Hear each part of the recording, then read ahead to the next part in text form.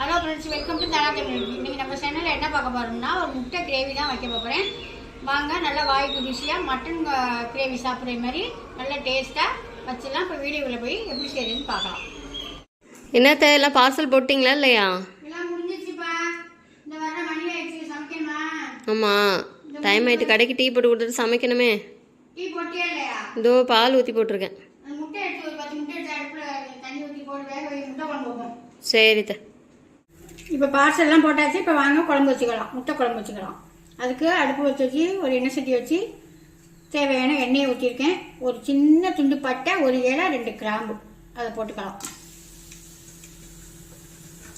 அது நல்லா பொரிய விட்டு சும்மா மீடியமாக ஒரே ஒரு வெங்காயம் எடுத்து அரிஞ்சு வச்சுருக்கேன், அதையும் சேர்த்துக்கலாம். வெங்காயம் வந்து நான் ஒரு 1/4 கிலோ வெங்காயத்துக்கிட்ட அரிஞ்சு அரைச்சி வச்சுருக்கேன். பேஸ்ட்டாக போட்டுக்கிட்டோம்னா நல்லா கிரேவியாக, நல்லா நம்ம ஹோட்டலில் கிடைக்கிற மாதிரி சூப்பராக நல்லாயிருக்கும். மட்டன் கிரேவி மாதிரி அவ்வளோ அருமையாக இருக்கும்.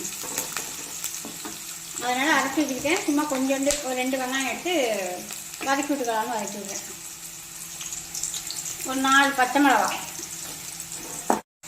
இஞ்சி பூண்டு பேஸ்ட்டு போட்டுக்கோங்க. நான் ஒரு ஸ்பூனுக்கிட்ட சும்மா அம்மியில் வச்சு தட்டி தான் போட்டுருக்கேன்.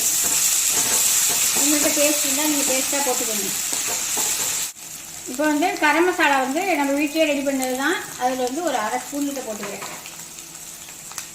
மல்லித்தூள் ஒரு 2 ஸ்பூனு, நம்ம வீட்டிலே அரைச்ச தூள் தான். மிளகாத்தூள், தனித்தூள் அது ஒரு 1/2 ஸ்பூனு. இது எல்லாத்தையும் போட்டு நல்லா வதக்கி வச்சுக்கலாம். வெங்காயம் அரைச்சி வச்சுருந்தோம்னா அந்த வெங்காயத்தை சேர்த்து நல்லா வதக்கி வச்சுக்கலாம். இந்த மாதிரி செய்யல நம்ம இது வந்து இட்லி, தோசை, சப்பாத்தி இதுக்கெல்லாமே தொட்டு சாப்பிட்டோம்னா அவ்வளோ அருமையாக இருக்கும். இப்போ நான் சாப்பாட்டுக்கும் சேர்த்து சாப்பிடலாம். அதனால் சாப்பாட்டுக்கு தான் செஞ்சுக்கிட்டு இருக்கேன்.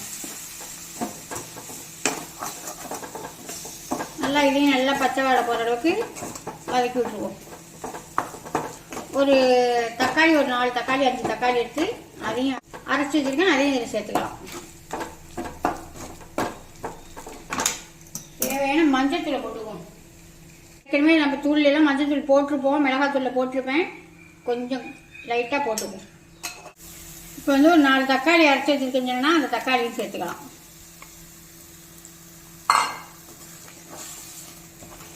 அதையும் நல்லா பச்சை வடை போகிற அளவுக்கு நல்லா வதக்கி விட்டுருவோம்.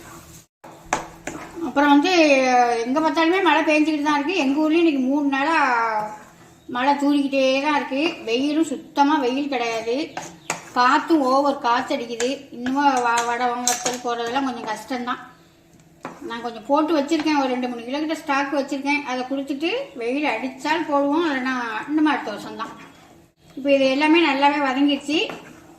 இதுக்கும் இப்போ தேவையான தண்ணியை ஊற்றிக்கலாம்.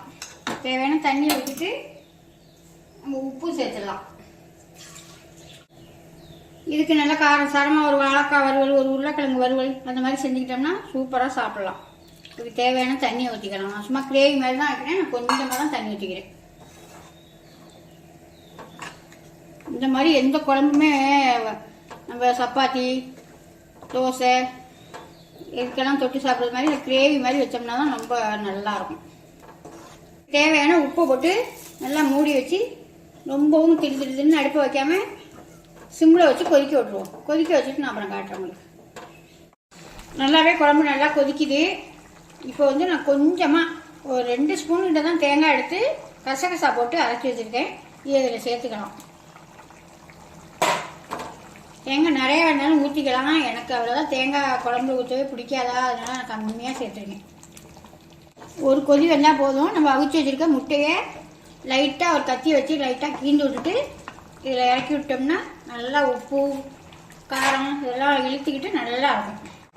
இந்த மாதிரி லைட்டாக கத்தியால் கீண்டு விட்டுட்டு நம்ம எல்லாத்தையும் போட்டு விட்டுடலாம்.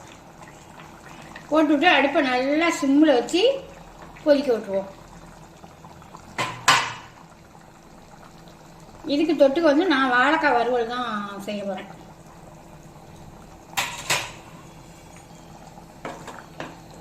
நல்லா கொதிக்கட்டும், நான் காமிக்கிறேன். அவ்வளோதான், சூப்பராகவே முட்டை கிரேவி ரெடி ஆயிடுச்சு. இப்போ இறக்கி வச்சு நம்ம சாப்பிட்டுட்டு நம்ம கடத்தலுக்கு போகிற வேலை இருக்குது. இன்னும் கொஞ்சம் ஆரி ஒர்க்கு சட்டையெல்லாம் கொஞ்சம் எடுக்க வேண்டியது இருக்குது. அதையும் போய் எடுத்துக்கிட்டு பார்சல் போட்டு வச்சுருக்கோமா அதையும் போட்டுட்டு வந்துடலாம். இப்போ வந்து இந்த வீடியோ உங்களுக்கு பிடிச்சிருந்தா ஒரு லைக் பண்ணுங்கள், ஃப்ரெண்டுக்கெல்லாம் ஷேர் பண்ணுங்கள், மறந்துடாமல் ஒரு சர்ப்ரைஸ் பண்ணுங்கள். பாய்.